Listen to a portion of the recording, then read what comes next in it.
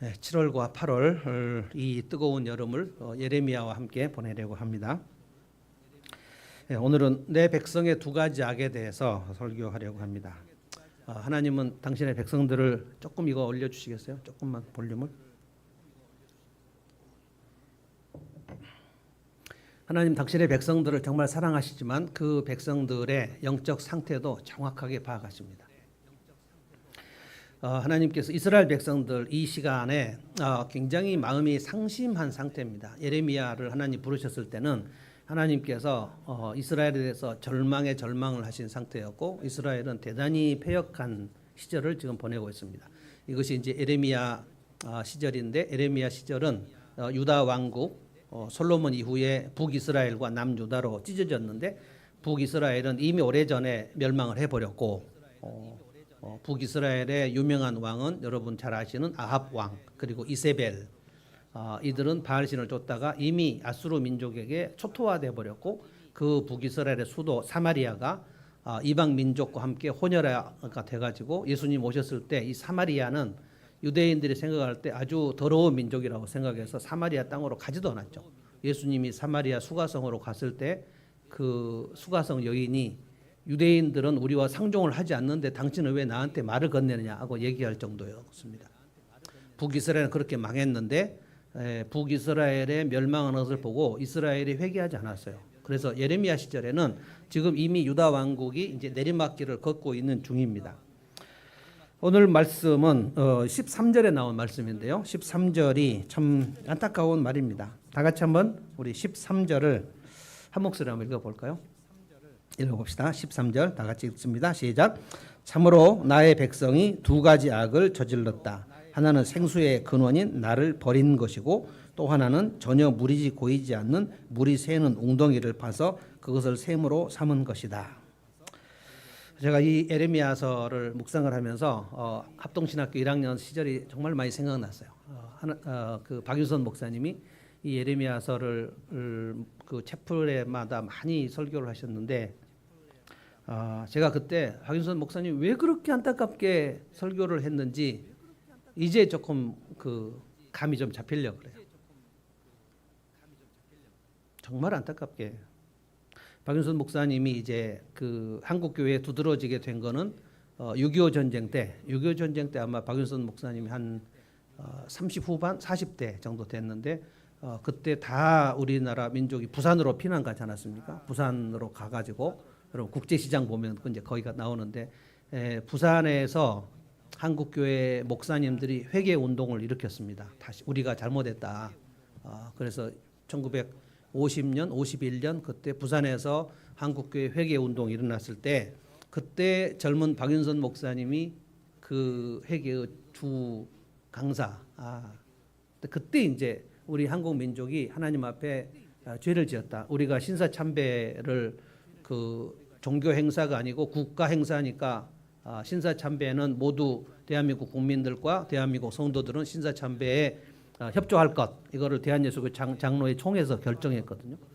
한국 교회가 우리 민족에게 저지른 가장 중대한 범죄 중에 하나가 신사참배를 대한예수교 장로회 총회에서 결의한 겁니다.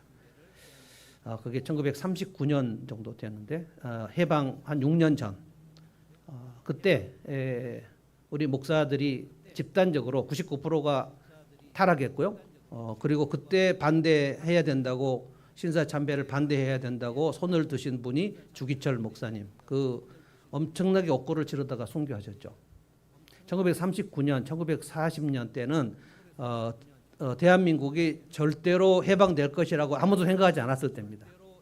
그래서 1939년, 40년, 41년, 42년 그때 민족 반역자들이 대거 나왔습니다.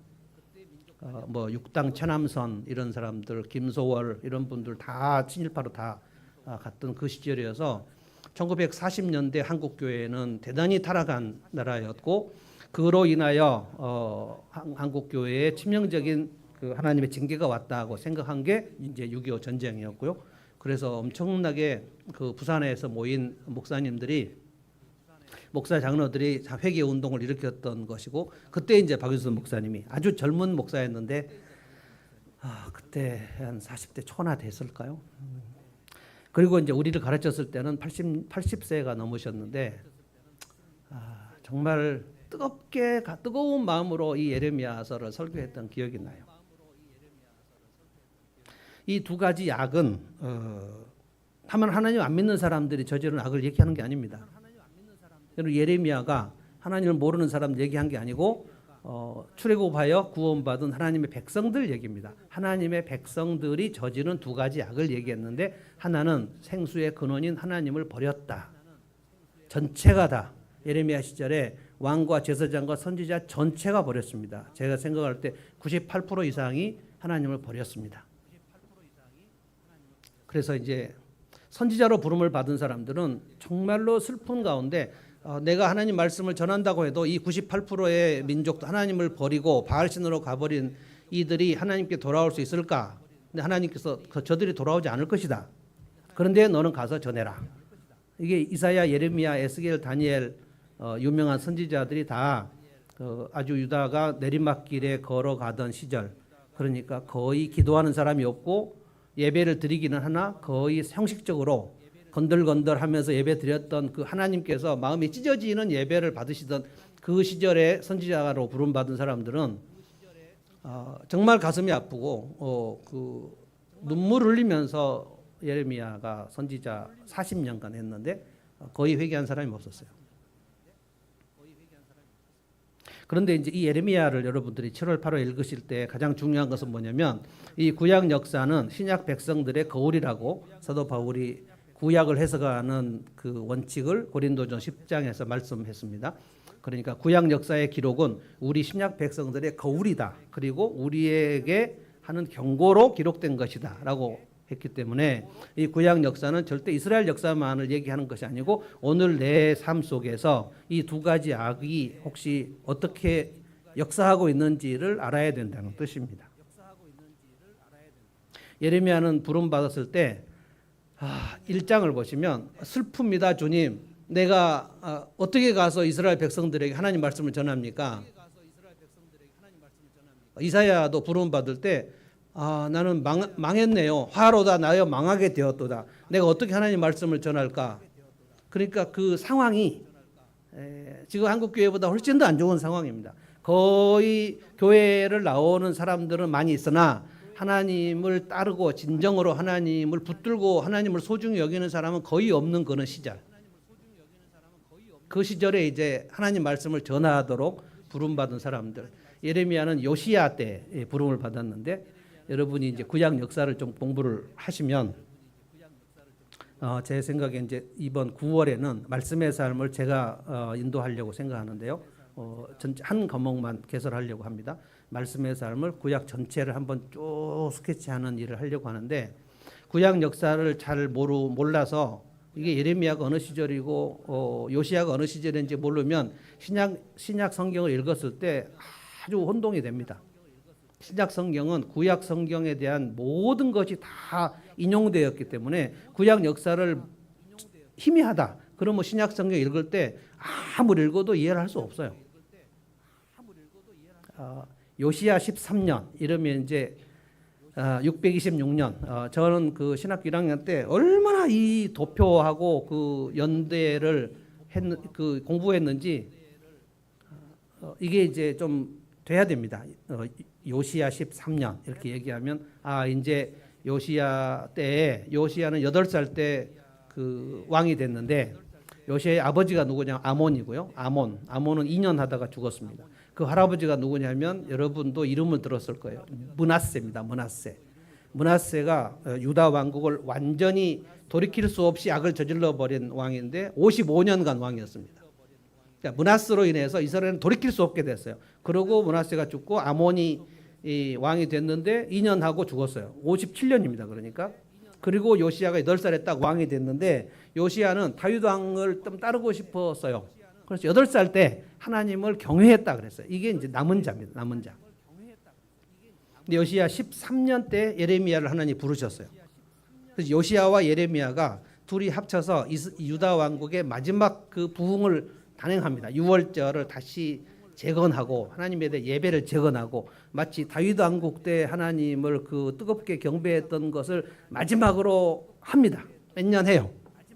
성전에서 율법을 발견해가지고 율법책이 다 그 므낫세가 율법책을 다 찢어버리고 흩어버리고 그 벽에 묻어버리고 막 해가지고 율법책이 이스라엘 백성들이 읽을 수가 없게 되어버렸어요. 므낫세가 그렇게 해버렸습니다. 그리고 곳곳에 바알 신상, 아세라 신상을 세우고 경배했고 왕부터 시작해서 모든 제사장 백성들이 바알 신을 섬기던 때 요시야가 어떻게 8살인데 내가 다윗 왕처럼 여호와를 경외하면서 살아야 되겠다. 요시야가 이제 마지막으로 유다 왕국을 개혁한 왕인데 요시야 13년에 예레미야가 부름 받아가지고 한번 합니다. 예레미야서하고 요시야 때를 읽어보면 이게 마지막 영적인 부흥 운동이었구나를 알 수 있어요. 근데 요시야가 하나님이 가지 말라고 한 애굽 왕과 전쟁을 하다가 정말 쓸데없이 하나님께서 원하시지 않는 전쟁을 해요. 그 아수르 편에 들어서 애굽이 아수르를 치려고 하는데 요시야가 괜히 아수르 편을 들어가지고 애굽 왕과 싸우는데 애굽 왕이 내가 너하고 싸우고 싶지 않다. 그러니까 물러서라 그랬는데 요시야가 고집을 피우다가 그냥 적병 화살에 맞아서 요시야가 죽습니다. 요시야가 죽는 것이 이제 이스라엘이 완전히 끝나는 날입니다. 요시야가 죽은 이후에 여러분이 들었음직한 이 왕들의 이름을 얘기해 보겠습니다. 여호아하스는 석 달 만에 애굽 왕에게 포로로 잡혀갑니다. 그리고 둘째 아들 여호야김 왕은 11년간 이스라엘 유다 왕국을 다스리는데 예레미야를 얼마나 탄압했는지 몰라요. 그다음에 여호야김 때부터 이제 바벨론 포로로 사로잡혀 가기 시작했는데 여호야긴 왕이 있었고요. 그리고 마지막 왕이 여호야김의 아들 시드기야입니다. 이 시드기야 왕 11년 때 유다 왕국이 완전히 멸망하거든요. 저는 이 유다 왕국의 멸망의 역사가 주님 오시기 전 마지막 시대의 교회의 역사일 것이라고 생각합니다. 아무리 얘기해도 회개하지 않는 그런 시절에 예레미야가 부름을 받았고 예레미야는 40년간 하나님의 말씀을 전했는데 회개한 사람이 손가락에 5손가락에 끼울 만큼, 그러니까 대다수는 하나님을 버렸고 극소수의 남은 자들이 예레미야가 전한 말씀을 기억하고 하나님을 붙들고 살았어요. 그 중에 한 사람이 다니엘입니다. 그러니까 우리가 이름을 알 만한 사람들이에요. 예레미야, 다니엘, 에스겔, 그리고 에스더, 모르드게, 그리고 나중에 학개, 스가랴, 말라기, 에스라, 느헤미야 10명이 안 돼요. 이것을 이제 좁은 길이라고 성경은 얘기했고 구약 역사에서 유명한 남은 자라는 것은 끝까지 하나님을 경배하고 소중히 여기면서 붙들고 가는 지극히 극소수를 말합니다. 그래서 오늘 이것이 이스라엘 백성만의 역사가 아니고 나 자신의 신앙생활의 현주소가 어떤가를 진단하는 그 진단표가 됐으면 좋겠어요. 이 두 가지 악은 하나님을 버렸다. 너희가 하나님을 버렸다. 하나님 백성들을 얘기하는 거예요. 그리고 너희가 밑이 터진 웅덩이를 너희가 샘물로 세웠다. 이겁니다. 자, 13절 제가 다시 한번 읽어보겠습니다. 참으로 나의 백성이 두 가지 악을 저질렀다. 하나는 생수의 근원인 나를 버린 것이고 또 하나는 전혀 물이 고이지 않는 물이 새는 웅덩이를 파서 그것을 샘으로 삼은 것이다. 첫 번째 악은 생수의 근원인 나를 버렸다. 생수의 근원이라는 것은 거기에서 생명이 나오고 거기에서 생존하는 그 유일한 원천이라는 뜻입니다. 그런데 하나님의 평가가 지금 유다 백성들이 생수의 근원인 나를 버렸다. 여러분 우리 집안에서 가장 하찮은 물건, 정말 쓸데없는 물건, 그걸 쓰레기라고 하죠. 버리죠. 우리 매일 음식 쓰레기를 아파트 앞에 음식 쓰레기 그 번호 눌러가지고 버립니다. 쓰레기를 버리는 거거든요. 그런데 하나님이 그들에게 아무 쓸모가 없이 하찮게 여겨지는 증상이에요. 하나님께서 어떻게 너희가 이렇게까지 할 수가 있냐? 어떻게 나를 버리냐? 내 생명과 생존에 필요한 모든 것이 거기에 있는데 그것을 그 생수의 샘물을 이스라엘이 단합해서 다 같이 합의해서 그 샘물을 메워버려요.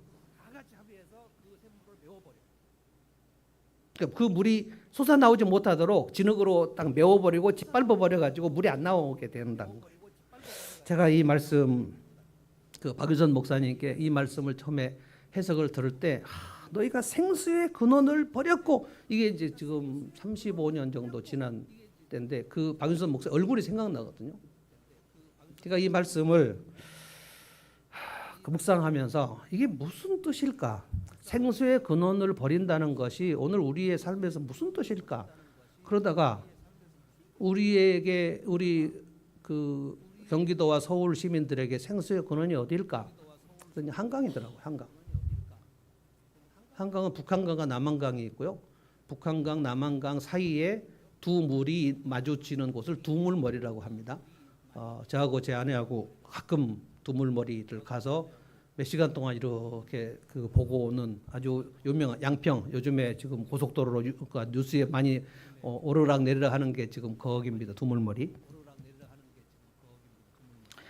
말하자면 서울시장하고 서울 시민들이 총 공청회를 해가지고 우리가 한강을 메워버리자 그리고 진흙으로 다 막아버려서 우리 서울 시민에게 생수가 공급되지 못하도록 하자 하고 공청회에서 모든 전문가와 시민들이 다 단합을 해가지고 한강을 다 메워버리는.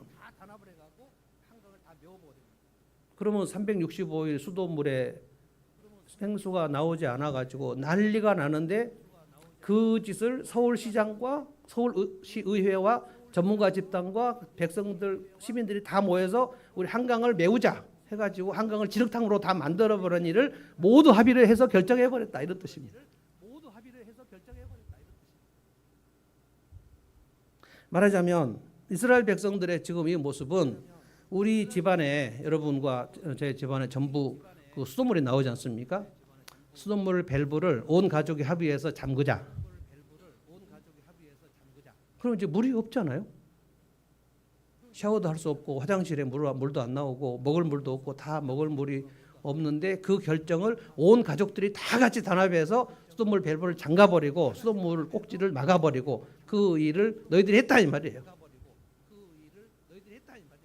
이 수돗물은 우리가 먹을 수 없는 물이다. 쓸데없는 물이다. 라고 이스라엘 백성들이 생각했다는 거예요.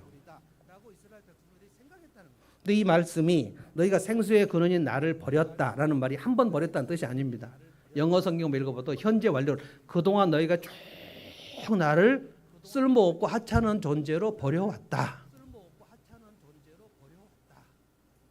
지금 이 말씀이 왜 오늘 우리들에게 필요한 말씀이냐면 여러분과 제가 이 말씀을 들을 때 도대체 이스라엘 백성들은 왜 그렇게 어리석고 쓸데없는 짓을 했을까라고만 생각해서는 안 된다는 거예요.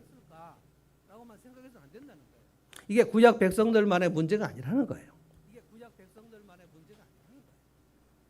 자, 질문해 볼 테니까 세 가지 질문해 볼 테니까 속으로 답변해 보세요. 나는 생수의 근원을 하나님을 버린 적이 전혀 없다. 1번.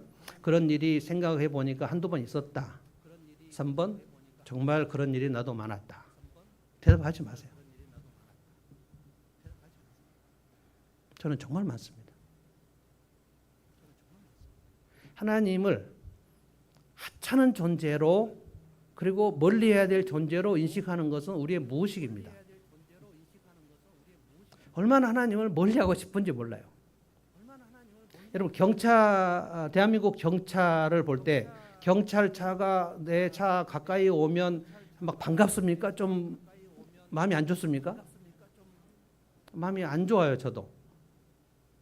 근데 경찰은 우리 시민들에게 정말 필요한 존재인데 우리는 경찰에 대해서 양가 감정이라는 게 있어요. 양가 감정. 경찰은 참으로 우리를 안전하게 하지만 경찰은 우리를 되게 힘들게 한다. 제가 어제도 혜진이하고 그런 얘기했는데 그 주차 딱지나 속도 위반 딱지가 두 군데에서 날라옵니다. 구청에서 날아오고 경찰서에서 날아와요. 근데 주차 그 속도 위반 딱지는 주로 경찰서에서 날아와요. 근데 서부경찰서, 저는 서부경찰서에서 오는데 그 기흥구청이나 이런 구청에서 날라온 딱지를 볼 때 그렇게 막 기분이 안 좋지는 않은데 경찰에서 날라온 딱지는 왜 이렇게 기분이 안 좋은지 모르겠어요. 그리고 뭐 빨간 글씨로 막 해가지고 뭐 이제 뭐 어떻게 하고 뭐 체납하면 어떻게 되고 막 이게 막 여러분 그거 아셔야 돼요. 그 구청에서 날라온 딱지는 좀 좀 뭉개도 이 돈이 안 올라가는데 경찰서에서 올라온 딱지는 뭉개면 계속 벌금이 올라갑니다. 벌금도 올라가고 벌점도 올라갑니다. 그래서 경찰서에서 빨간 딱지가 오면 아 진짜 뭐 60kg인데 뭐 63kg 이래 갖고 막 45,000원. 지들은 그렇게 안 하나? 이게 경찰을 생각해 본 거예요. 제가 한강물도 생각해 보고 그리고 혹시 이런 생각도 해봤어요. 우리가 먹고 사는 국민은행 통장 그 통장도 지워버리고 카드도 잘라버리고 그리고 그 통장에 돈이 들어있는 은행을 다 취소해버려요. 우리 가족 전체가. 내가 그렇게 하자고 미쳐가지고 아내한테 얘기했는데 아내도 막 기쁘게 그 국민은행 찢어버리자. 그 카드 다 잘라버리고 막. 그 카드가 있어야지 교회에서 주는 사례금이 그 통장으로 들어오거든요. 그것이 있어야지 농산물도 사고 고기도 사고 가끔 맥도날드도 가고 가는데 그 카드를 잘라버리는 것을 나하고 내 아내하고 합의해서 잘라버렸다. 그리고 대책이 없어요. 그리고 왜 우리는 어디 가서 그러면 돈을 구하지? 이 말도 안 되는 어리석은 일을 이스라엘 백성도 하고 하나님은 여러분과 저에게도 물어보시는 거예요. 너희들은 어떠냐? 주님 저는 그런 일이 없어요. 정신 나간 거고요. 그런 일이 없다라고 하시는 분은 이미 영혼이 피폐하기가 아주 말할 것 없이 돼버린 거고 한두 번 있는 것 같아요. 그럴 수 없어요. 왜 그럴까요? 이스라엘 백성들은 왜 생수의 근원인 그 샘을 막아버리고 눌러버리고 짓밟아 버렸을까요? 성경 전체에 통틀어서 답은 하나입니다. 이스라엘 백성들에게는 타락한 본성이 있습니다. 타락한 본성을 로마서 8장에서는 육체의 소욕이라고 했어요. 육신의 생각. 지난 수요일 날 말씀을 드렸는데요. 육신의 소욕은 하나님과 원수가 돼요. 육신을 영어로 sinful nature. 우리에게는 죄의 본성이 있었고 그 죄의 본성은 에덴 동산에서 마귀와 연합을 해서 하나님을 자리를 찬탈할 때 마귀가 우리에게 심겨준 타락한 본성입니다. 그래서 하나님을 반역하고 싶은 마음이 우리 속에 가득 있어요. 하나님이 우리에게 좋은 것을 해줘서 잔뜩 은혜를 많이 받을 때는 하나님이 좋아요. 그런데 일상에서 하나님이 안 계셨으면 좋겠어요. 하나님이 내 삶에서 멀리 계셨으면 좋겠어요. 하나님은 왜 나한테 너무하신 것처럼 늘 생각이 되는 거예요. 또 제가 박윤선 목사님 얘기하겠습니다. 예레미야를 제가 묵상할 때 박윤선 목사님의 그 막 얼굴과 표정과 그 설교가 계속 오버랩돼서 예레미야 17장 9절을 목사님이 설교하시면서 만물보다 심히 부패한 것은 사람의 마음이요. 세상이 다 타락해서 부패했는데 그 중에 가장 심하게 부패한 게 사람의 마음이라는 거예요. 그 부패가 계속 진행되는 게 우리의 마음이라는 거예요. 영계 성경은 뭐라 그랬냐면 사람의 마음은 deceitful, 사기성이다. 그러니까 진실을 향하여 우리의 마음이 세팅이 되어 있지 않습니다.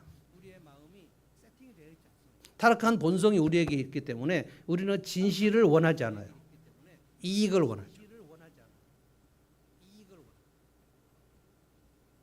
우리나라 그 한겨레 신문이 상당히 괜찮았을 때 우리 전 국민이 돈을 모아가지고 한겨레 신문을 만들었거든요. 윤전기가 없어가지고 한겨레 신문, 이 조선일보, 동아일보, 중앙일보가 타락했다 그래가지고 뜻 있는 사람들이 한겨레 신문을 만들자 이래가지고 저희도 30대 때 그 돈 조금 보내고 이래가지고 윤전기를 샀습니다. 한겨레 신문의 첫 번째 그 논설이 누구냐 리영희 선생인데 그분은 이라고 안 하고 리라 그래요. 그 북한을 좋아해서 그런 겁니다. 리영희 선생이 한국 기자들의 사표입니다. 사표. 예, 리영희 선생을 따르면 그는 기자로서 살아있는 거고 리영희 선생을 싫어하면 그는 썩은 겁니다. 그렇게 생각하시면 돼요. 그러니까 리영희 선생이 한 말이 그 유튜브 찾아보면 나옵니다. 기자에게 중요한 것은 진실이야. 이익이 아니야. 기자가 추구해야 되는 것은 국익이 아니야. 진실이야. 이겁니다. 그러니까 기자 중에 박윤선 목사님이 리영희 선생이고 박윤선 목사님과 리영희 선생이 저에게 엄청나게 많은 영향을 끼쳤습니다. 그러니까 인간은 진실을 원하지 않아요. 그러니까 진실을 추구하려면 대단히 애를 써야 됩니다. 하나님은 진리요 진실이기 때문에 하나님을 가까이 하려면 우리는 대단히 애를 써야 돼요. 대단히 애를 쓰지 않으면 우리는 마음이 부패해서 거짓을 향하여 이익을 향하여 갈 수밖에 없어요. 여러분과 제가 거듭나기 전에 여기도 이제 그 예수를 믿으면 우리는 거듭났다라고 얘기하고 교회를 다니면 거듭나는 게 아닙니다. 지금 여기도 교회를 다니는 사람이 있고 예수를 믿는 사람이 있을 거예요. 예수를 믿으면 거듭났다 그러고 거듭난다는 것은 그것은 어떤 개념이 아닙니다. 종교를 하나 선택하는 게 아니고 성령 하나님이 여러분의 속으로 들어오시는 겁니다. 다른 인격이 들어오는 거예요. 성령님이 아닌 다른 인격이 여러분에게 들어와 버리면 여러분은 귀신의 인격이 들어와 버리면 여러분은 귀신 들리는 거고 다른 인격이 들어오지 않았는데 다른 인격이 내 안에 들어왔다고 여겨져 버리면 다중인격이 되어 버리는 거고 근데 성령님이 우리 안에 다른 인격이신데 우리 안에 들어오는 것은 거듭났다고 그래요. 그분은 너무 소리 없이 인격적으로 젠틀하게 들어오시기 때문에 성령님이 내 안에 들어오셨다는 것을 내가 인지하기가 어려워요. 근데 예수 믿기 전에 여러분과 제가 거듭나기 전에 하나님에 대해서 누군가 얘기해 주면 왜 그렇게 싫었는지 예수 믿으면 당신이 구원받고 하나님 자녀가 된다는 그 전도의 메시지가 왜 그렇게 싫었는지 그래서 얼마나 많이 여러분들이 주저하고 망설이고 연기하고 이러다가 여러분이 여기서 예수님을 믿고 이제 하나님이 나의 구원자시다 하나님이 나의 생수의 근원이다 라는 고백을 이제 하게 됐는지 근데 문제는 예수를 믿은 이후의 문제라는 거예요. 오늘 이 문제가 내 백성들의 하나님 백성의 두 가지 악인 첫 번째 악이 생수의 근원인 나를 예수를 믿는 성도인 네가 나를 버렸다라고 하신단 말이에요. 하찮게 생각한다는 거예요. 왜 그런가? 로마서 8장에 이 말씀을 육신의 생각, 육신의 소욕 우리에게 죄성이 있어서 죄성, 육신의 소욕은 사망의 생각을 하고 육신의 생각은 분쟁에 대해 생각을 하고 원수를 맺으려고 하고 당을 지으려고 하고 그래서 깨지는 쪽으로 생각하고 보복하려는 생각을 하고 육신의 생각은 하나님과 원수가 된다 그래서 호스타일 그거 뭡니까? 하나님에 대한 적개심을 뿜는 게 육신의 생각이거든요. 이 로마서 8장이니까 성도들 얘기란 말이에요. 성령이 우리 안에 들어오셨지만 내가 성령님이 내 안에 계시다는 사실을 마치 뒷방 늙은이 취급하듯이 하는 건 아닌가. 여러분이 월요일부터 토요일까지 직장 다니다가 또 일하다가 또 쉬다가 성령 하나님이 내 안에 계셔가지고 내가 혼자 내 의식으로 그분과 대화를 나눈 적이 몇 번 있었을까요? 그래서 시간을 정해서 성령 하나님과 대화를 나누는 시간을 일정 기간을 자기를 디스플린을 하지 않으면 우리는 아무 생각 없이 그냥 성령 하나님이 내 속에 계신데 너무 마치 불청객처럼 하찮게 취급하고 소홀히 취급하고 냉대할 때가 참으로 많단 말이에요. 너희가 나를 버렸다. 5절을 제가 한번 읽어보겠습니다. 하나님이 진짜 어처구니가 없어가지고 이렇게 물어보셔요. 5절. 나 주가 말한다. 너희 조상이 나에게 무슨 허물을 발견하였기에 나에게서 멀리 떠나가서 헛된 우상을 쫓아다녔냐? 혹시 내가 너희들의 뭘 잘못했냐?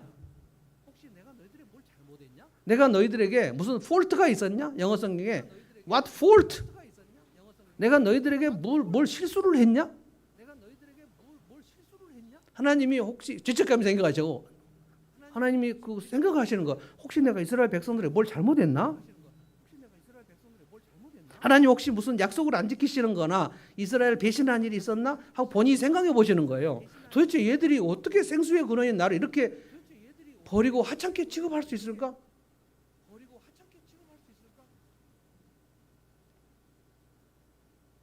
왜 구약 백성들은 그렇게 하나님을 싫어했는가? 한 가지 이유밖에 없어요. 그들에게는 죄성이 있었어요. 우리가 출애굽기도 계속 하고 민수기도 계속 했는데 이스라엘이 출애굽을 해가지고 가나안 땅을 향해 가야 되는데 이스라엘이 단합을 해가지고 어디로 굳이 가려고 하냐면 이집트로 가려고 그래요. 이집트는 노예의 땅이에요. 출애굽을 했단 말이에요.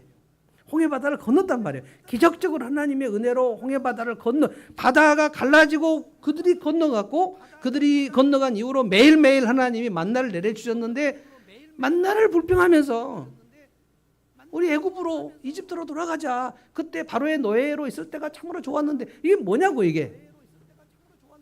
죄성입니다.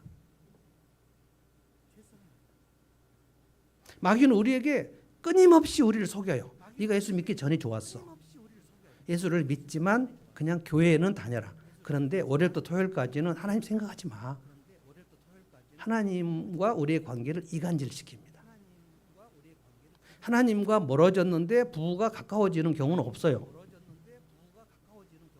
물론 부부가 가까워졌다고 하나님과 가까워졌다고 말할 수는 없어요. 예수 안 믿는 사람도 부부가 가까운 경우가 많이 있으니까. 그러나 크리스찬들이 하나님과 멀어지면 그 현상이 가장 구체적 현상이 부부가 서로 갈등과 분쟁을 하게 되는 거예요.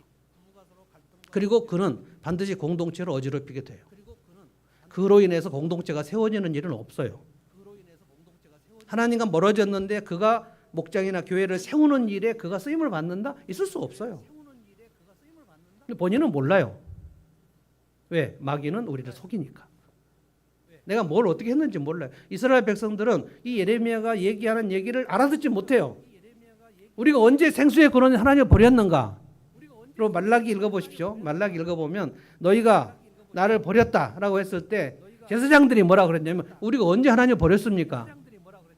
너희가 내게 예배를 드릴 때 눈먼 짐승, 병든 짐승을 가지고 와서 예배를 드렸다. 어떻게 이것을 내가 받겠느냐? 이것 가지고 너희 총독에게 한번 갖다 줘봐라. 총독이 기뻐하겠느냐? 그랬을 때 제사장이 하나님 무슨 얘기하는지를 몰랐어요. 우리가 언제 눈먼 것을 드렸습니까? 우리가 언제 하나님을 하찮게 여겼습니까? 하고 되들었단 말이에요.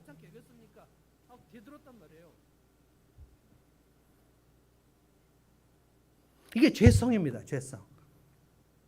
마귀하고 우리하고 죄성은 항상 동맹입니다. 동맹. 우리 안에 들어와요. 하나님을 멀리하게. 그런데 우리가 인지하지 못해요. 그래서 깨어있지 않으면 나도 모르게 점점 하나님이 싫어져요. 그래서 하나님께 드리는 예배가 드리긴 드리는데 예배가 미지근해요. 저는 우리 조 목사님하고 찬양팀 10시 40분부터 하는 그 이 찬양을 정말 즐깁니다. 조 목사님이 하는 일 중에 가장 잘하는 게 찬양 인도예요. 뭐 해설학교는 잘 모르겠고 이분이 찬양 인도를 할 때 제가 은혜가 돼요. 여러분이 아마 제 표정을 보시면 알 거예요. 그런 찬양을 하고 싶어요. 막 뜨거워져요 마음이. 그래서 이 워밍업을 하자고 15분간 찬양하는 겁니다. 11시부터 예배를 드릴 때 이 워밍업을 하기 위해서 가장 뜨거운 예배를 드리기 위하여.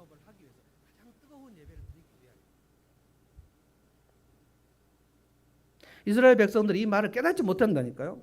그런데 이스라엘 백성들이 그렇지 않을 때도 있었어요. 하나님이 1절부터 3절까지 너희가 그렇지 않을 때도 있었다고 얘기하십니다. 1절부터 3절까지 한번 제가 보겠습니다. 나 주가 말한다. 2절 너는 가서 예루살렘 사람들이 들을 수 있게 이렇게 외쳐라. 나 주가 말한다. 너희들이 괜찮을 때가 있었다는 거예요. 네가 젊은 시절에 얼마나 나에게 성실했는지, 네가 신부 시절에 얼마나 나를 사랑했는지, 얼마나 나를 따랐는지 내가 기억하고 있다. 근데 지금 왜 이렇게 됐냐? 이스라엘의 젊은 시절이 어디입니까? 잘 생각해 보십시오. 출애굽해서 광야를 통과할 때 이스라엘이 모세의 말을 잘 들었습니까? 반역을 많이 했습니까? 엄청나게 반역했습니다. 모세는 진짜 목회할 때 재미 하나도 없었어요. 40년간 이스라엘 백성들이 끊임없이 모세를 죽이려고 했고 대들었고 불평했고 원망했고, 그런데 모세가 죽고 광야에서 새로 태어난 이스라엘 백성들, 여호수아의 시대에 여호수아서를 읽어보십시오. 이 사람들이 모세 때 그 1세대 자식들이 맞는가? 라고 생각될 정도로 놀랍게도 여호수아의 말에 순종합니다. 여호수아는 제법 재미 봤어요. 하나님께서 여호수아에게 뭐라고 말씀하셨죠? 내가 모세와 함께 했던 것 같이 너와 함께 했을 것이라. 왜냐하면 여호수아가 너무너무 두려웠으니까. 내가 모세하고 비교가 되지 않을 이 조물아기 같은 내가 어떻게 이스라엘 백성을 데리고 갑니까? 그러니까 내가 모세와 함께 했던 것 같이 너와 함께 했을 것이다. 마음을 강하게 하고 담대히 하고. 근데 놀랍게도 여호수아가 자 이제 우리가 가나안 땅을 향하여 정복한다. 다 같이 나를 따라. 그랬더니 예 하고 따랐단 말이에요. 여러분 여호수아서는 정말 흥미롭습니다. 가나안 중부 지역 전투, 여리고 전투, 파죽지세로 그냥 여리고를 밀어버렸고, 아이성에서 좀 힘든 일이 있었지만 그 다음에 또 기브온 전투에서 밀어버렸고, 남부 전쟁 밀어버렸고, 북부 전쟁 밀어버렸고, 여호수아 갈렙 이 대장군들이 갔을 때 이스라엘 군대가 마치 모세하고 있었던 광야 시절하고 이상할 정도로 말을 잘 들어요. 그래서 여호수아 본받아 앞으로 가세요. 우리 거할 조선은 후진품일. 이게 여호수아 군대 시절입니다. 근데 이 시절이 제가 볼 때 20년이 안 됩니다. 그러고 나서 여호수아 이후에 곧바로 여호수아가 죽은 후에 사사시대가 시작돼서 400년입니다. 400년. 아주 사사시대 400년은 이스라엘의 영적 상태가 혼미의 극도의 상태입니다. 아주 그냥 제사장들이 다 자기 직분을 팔아먹고 남의 집 가서 아르바이트하고 남의 집 복비로다 주고 막 그렇게 하는 시대가 사사시대입니다. 400년간. 여호수아 시절 20년 그리고 사사시대 400년. 그래서 하나님이 여호수아 시절 때 너희가 얼마나 나를 따랐는지를 지금 내가 기억하고 있다는 거예요. 그때 너희가 진짜 뜨거웠어. 그리고 사사시대가 400년이 일어났을 때, 여러분 사사시대를 끝낸 사람이 누굽니까? 한나입니다. 한나. 사사시대 마지막 그 사사요 대제사장이 누굽니까? 엘리죠. 엘리. 그 엘리의 두 아들은 누굽니까? 홈리와 비느하스입니다. 성전 수종드는 여인들을 성폭력하고, 그리고 제사장들이 드려야 될 제물을 갖다 갈고리로 찍어가지고 돼지고기 갖다 자기들이 먹어버리고, 요즘으로 말하면 성추행과 공금 횡령을 한 사람들이 제사장들이에요. 그러면 다 콩가루 집안입니다. 그때 한나가 기도를 했죠. 하나님, 내가 이 원통한 마음을 하나님 앞에 드리는데 아들 하나 주시면 내가 바치겠습니다. 그 아들이 누구죠? 사무엘이죠. 하나님이 내 기도 들으셨다. 사무엘. 그 사무엘 통해서 이스라엘이 변화되기 시작하고, 그래서 사무엘이 사울 왕을 기름 부었으나 사울은 하나님의 마음을 몹시 힘들게 했고 멸망을 했고, 그리고 하나님이 내 마음에 합한 자를 세우겠다 해서 다윗을 세웠죠. 여러분 다윗이 왕이 된 이후에 그게 딱 40년입니다. 40년. 다윗 왕국을 우리가 열심히 연구해야 될 이유가 그때 이스라엘이 얼마나 뜨겁게 하나님을 사랑했는지 몰라요. 그때 얼마나 이스라엘이 서로 사랑했는지 몰라요. 그때 공동체가 얼마나 강자가 약자를 섬기고 그래서 샬롬이 이루어졌는지 몰라요. 하나님이 굉장히 다윗 왕국을 기뻐하시면서 다윗 왕국의 다른 주변 나라가 감히 넘볼 수 없는 강한 나라로 만드셨죠.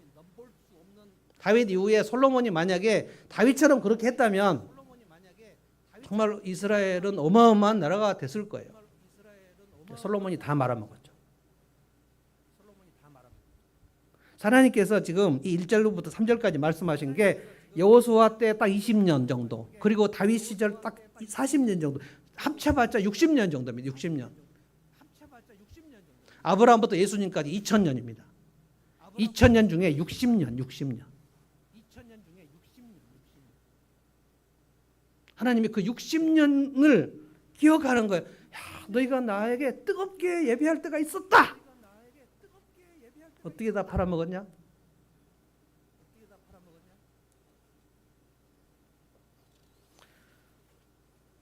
둘째 약이 뭐냐? 둘째 약. 또 13절 또 읽어봅니다. 둘째 악은 또 하나는 13절 전혀 물이 고이지 않는 물이 새는 웅덩이를 파서 그것을 샘으로 삼은 것이다. 여러분 물이 고이지 않는다는 게 미터진 웅덩이라는 뜻이에요. 그거를 파놓고 밑이 터졌어요 다. 밑빠진 웅덩이. 그거를 터놓고 이것이 우리의 생수의 근원이다 라고 거기에 가서 계속 물을 구하는 거예요. 물이 나오나요? 물이 밑으로 딱 터졌다는가요? 그러니까 마치 국민은행 통장을 다 카드를 잘라버리고 나서 돈이 없으니까 사채업자한테 그거 갖고 20% 30% 얻어갖고 돈을 100만 원 꾸었다가 며칠 지나니까 막 1,000만 원 2,000만 원 되고 또 꾸고 그러니까 1억 2억 돼갖고 천문학적으로 막 빚이 늘어나는 그런 현상을 지금 얘기하는 겁니다. 그런 사람들 우리 주변에 있죠. 너무 돈이 없어갖고 제3년 금융기관, 제4 금융기관 거의 조폭인지 사채업자인지 금융업자인지 알 수 없는 그쪽으로 들어가면 끝나는 겁니다.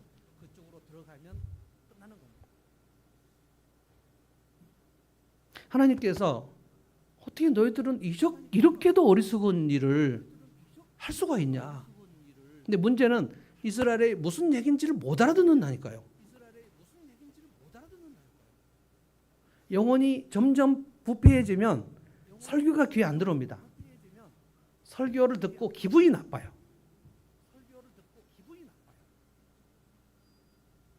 내가 뭐가 문제가 있다고 기분이 나빠요. 이스라엘 백성들이 예레미야를 얼마나 싫어했는지 아십니까?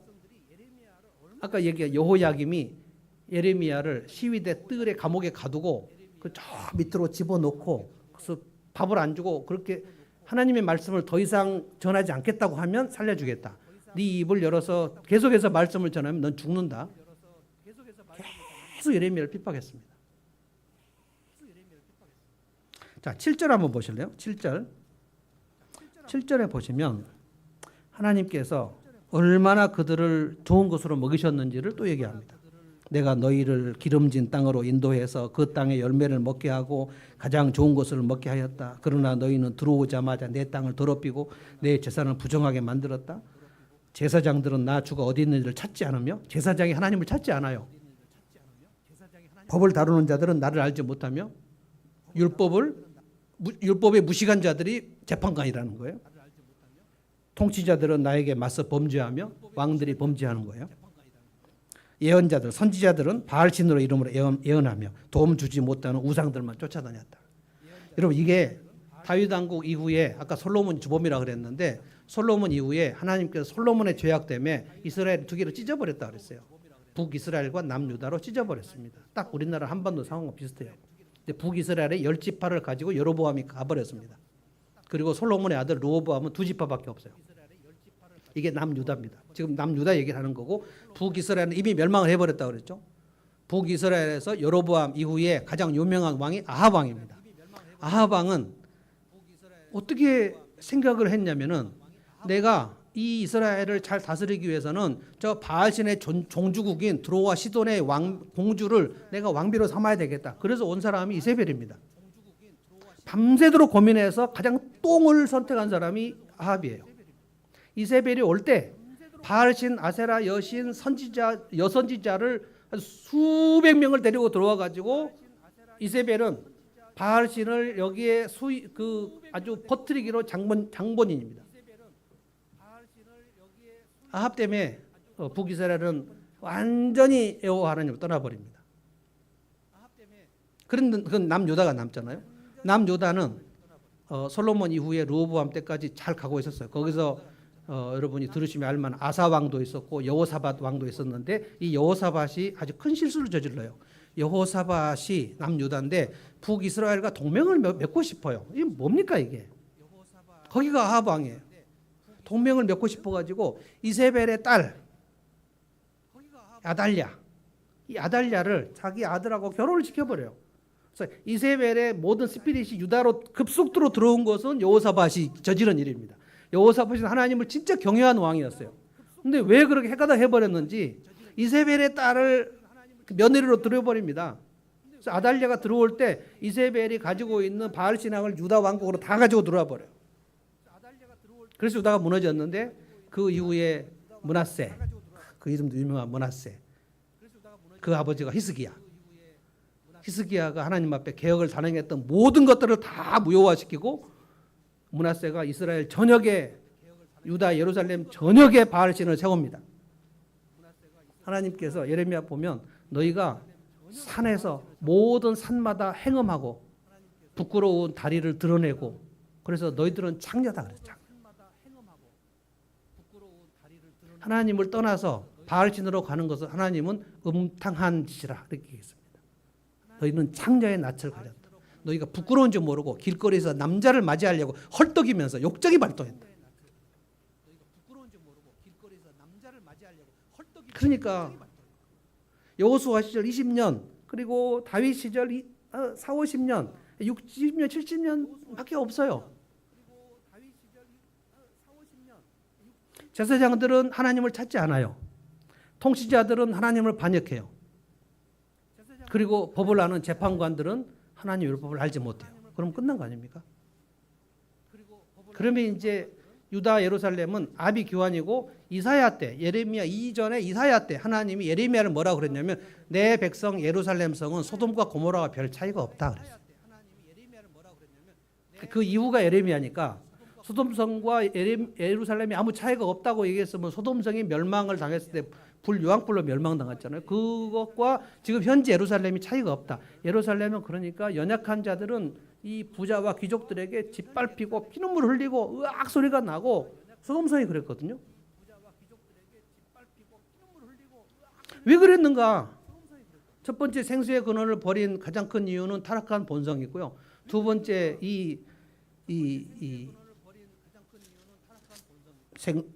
두 번째 악, 물이 고이지 않는 물, 이거는 바알신입니다.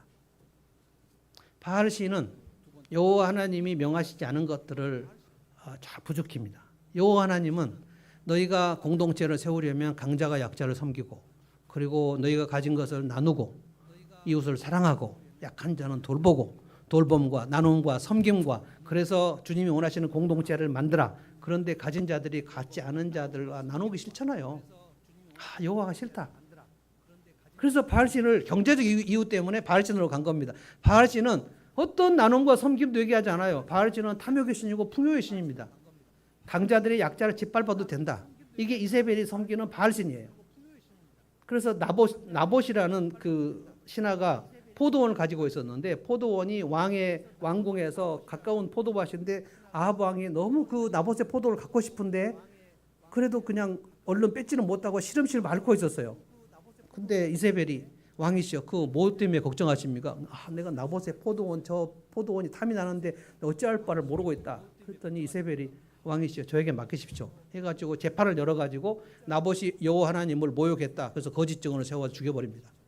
그리고 나봇의 포도원을 몰수해서 아합 왕에게 줍니다. 전도한 하는 거와 똑같은 일을 했죠. 하나님께서 내가 아합과 이세벨의 집을 씨를 말려버리겠다고 했어요. 하나님은 강한 힘을 가지고 약한 자를 짓밟는 것을 하나님은 자기가 보복해야 될 일로 보십니다. 굉장히 싫어하십니다. 근데 그 일을 즉 유다 예루살렘에 있는 가진 자들이 다 같이 열심히 합동해서 했다는 거예요. 그렇게도 하나님이 싫었을까요?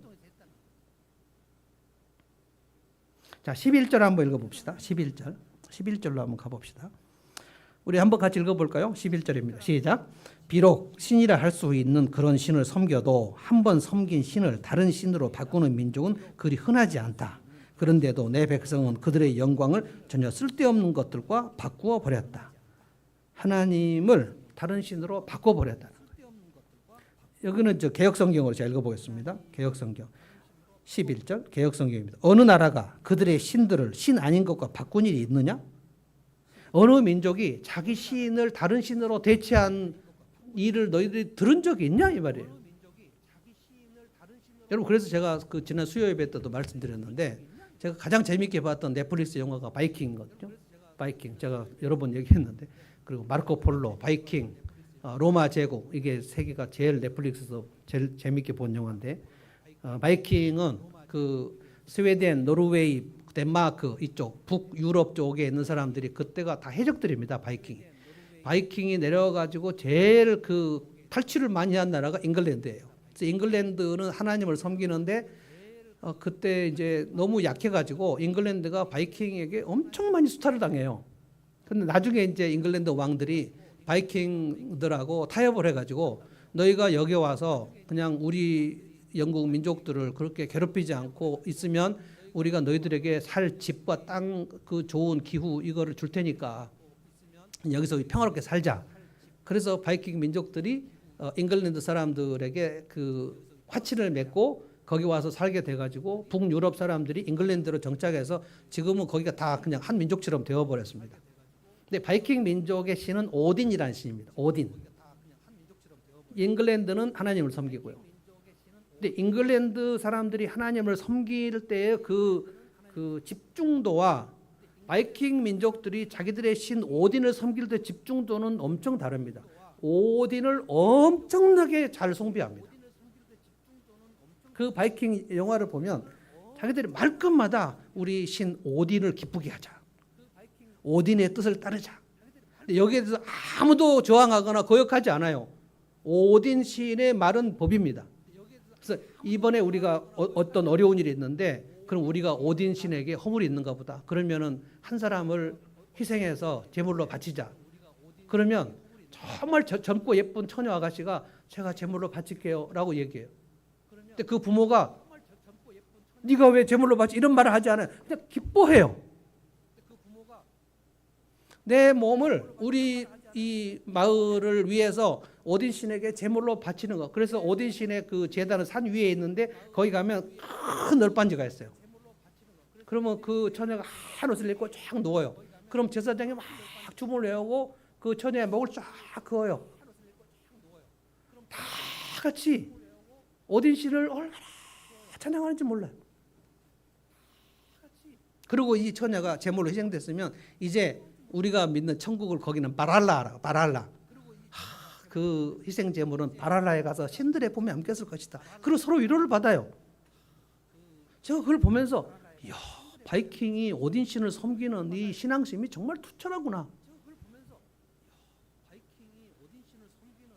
그러면 바이킹은 있지도 않은 그 우상인 오딘 신 존재하지도 않는 신입니다. 근데 왜 이스라엘 백성들은 자기들의 신, 창조의 신, 심판주의 신, 그들에게 가나안 땅을 선물한 그 신, 출애굽기에서 홍해바다를 가르신 그 신, 그 진리의 신, 그를 왜 바알신으로 바꿔버렸냐는 거예요. 하나님이 기가 막혀가지고 너희들이 어떤 민족이 다른 신을 대체한 경우가 있는가 하려면 얘기해봐라는 거예요. 어느 민족이 자기 신을 다른 신으로 대체한 케이스가 있냐는 거예요. 근데 너희들은 왜 나를 바알신으로 대체했냐는 거예요. 5장 6부가 막 상해서 어쩔 줄을 몰라요. 하나님께서 어떻게 너희가 이럴 수가 있냐는 거예요. 이럴 수가 있냐. 왜 그렇습니까? 여호와 하나님은 진리를 명하기 때문에 그렇습니다. 우리의 타락한 본성은 진리대로 살기가 싫어요. 나누기 싫어요. 돌보기 싫어요. 그래서 목양이 얼마나 힘든지 아십니까? 목양은 진짜 이 하나님께서 나를 목양하신 것을 얼마나 그 묵상하고 깨닫지 않으면 여러분은 목양 못합니다. 여러분이 목사를 한두 번 실망시키는 게 아니에요. 근데 제가 그때마다 주님, 제가 주님을 얼마나 실망시켰는지 제가 압니다. 그러면 주님께서 그래, 너 내 양을 먹여라. 내가 너를 얼마나 오랫동안 참았는지 너도 그 오래 참음으로 성도들을 섬겨라. 그래야지 목양을 할 수 있어요.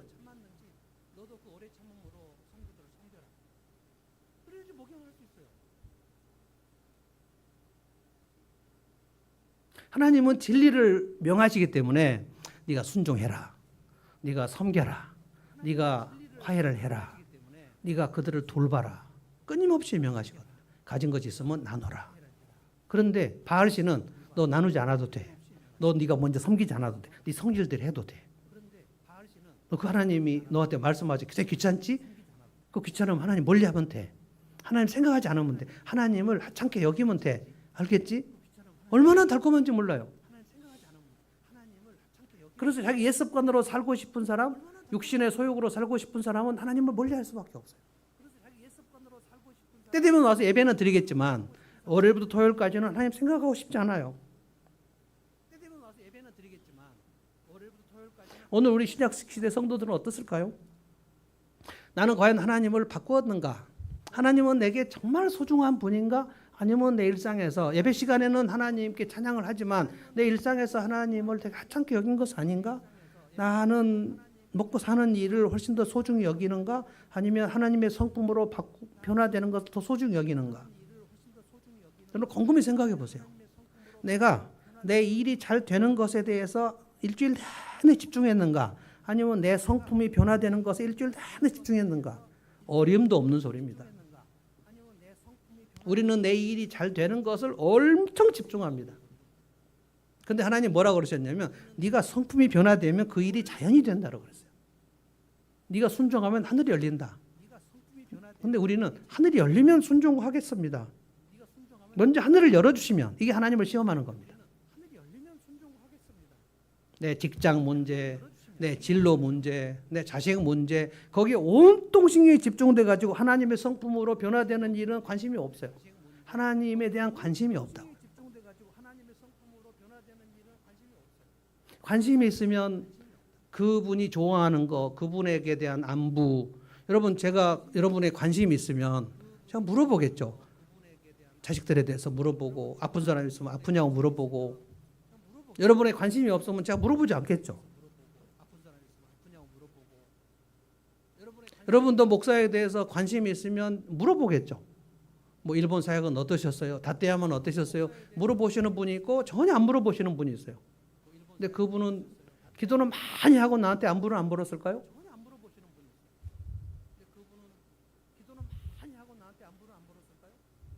하나님에 대해서 나는 얼마나 소중히 여기는가를 지금 생각해 보셔야 돼요.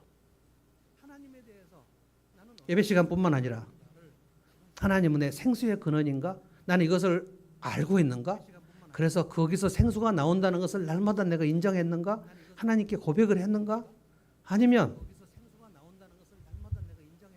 내 마음으로 힘껏 한강물을 메워버리고 수돗물을 잠궈버리고 내게 들어오는 가스불을 잠가버리고 그렇게 해서 하고 나서 힘들다고. 여러분 예루살렘은 이 두 가지 악으로 인해서 완전히 초토화됐습니다. 시드기야는 두 눈이 뽑히기 전에 두 아들이 처형당하는 것을 봤고 그리고 쇠사슬에 몸이 묶여가지고 끌려갔습니다. 처참하게 됐습니다. 예레미야가 40년간 말씀을 전했는데 회개하는 사람이 거의 없었어요. 그리고 극소수가 예레미야의 얘기를 듣습니다. 무슨 얘기를 들었는가? 이제 우리는 멸망한다. 예루살렘 멸망한다. 그리고 70년간 바벨론 포로로 가서 포로 생활을 한다. 그리고 70년 후에는 다시 돌아오게 하신다. 하나님이 회복시키신다. 다니엘이 그 말씀 붙들고 포로 생활하면서 70년 동안 기도했습니다. 하나님 70년이 차면 다시 고국으로 돌아가게 될 줄 믿습니다. 왜 그랬냐면 예레미야 33장 3절 여러분 잘 외우시는 말씀 이를 행하는 여호와 그 이름을 여호와라는 자가 이같이 이르노라 내가 70년이 차면 돌아온다고 해도 너희가 부르짖어야지 된다. 하나님이 약속하신 것을 붙들고 부르짖는 사람을 통해서 하나님은 일하시거든요. 오늘 이 말씀을 구약 백성들은 진짜 하나님을 버렸네. 그리고 바알신을 쫓아갔네. 이 옛날 얘기구나 라고 생각하시면 안 돼요. 나는 어떤가? 나는 대다수 예레미야 얘기를 듣고 회개하지 않은 대다수에 속하는가? 아니면 10명이 안 되는 사람들 그 극소수의 남은 자로 하나님의 말씀을 소중히 여기고 내 안에서 성령님을 진짜 소중히 여기면서 성령님이 뭘 원하시는가 생각하고 성령님이 원하시는 생각 그게 성령의 소욕입니다. 그걸 순종하려고 애를 쓰는 일에 한 주간 집중했는가? 나는 여호수아 시절 다윗 시절의 사람인가? 아니면 아합과 므낫세 시절의 사람인가? 저는 이 설교를 듣고 여러분 모두가 회개할 것이라 생각하지 않습니다. 모두가 다시 기도하는 자리에 갈 것이라 생각하지 않습니다. 그러나 성령께서 여러분의 귀에 그렇구나. 내가 하나님을 버렸구나. 내가 헛된 일에 지극히 집중을 했구나. 라는 사람이 생길 수도 있다고 봅니다. 많지 않을 거라고 봅니다. 왜냐하면 하나님께서 역사를 통해서 말씀하셔요. 대다수는 하나님을 떠날 것이다. 극소수가 하나님을 찾을 것이다. 마지막 때는 더 심할 것이다. 이렇게 말씀하셨기 때문에 극소수에 속할 것인가 대다수에 속할 것인가는 여러분께서 선택하시는 겁니다. 찬송하겠습니다. 찬송가 535장 찬송합시다. 참 슬픈 찬송입니다. 우리가 이 찬송